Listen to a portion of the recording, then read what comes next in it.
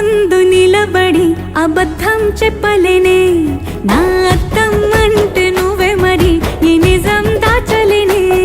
ఆ అద్దం ముందు నిలబడి అబద్ధం చెప్పలేనే నా అద్దం అంటే నువ్వే మరి ఈ నిజం దాచలేనే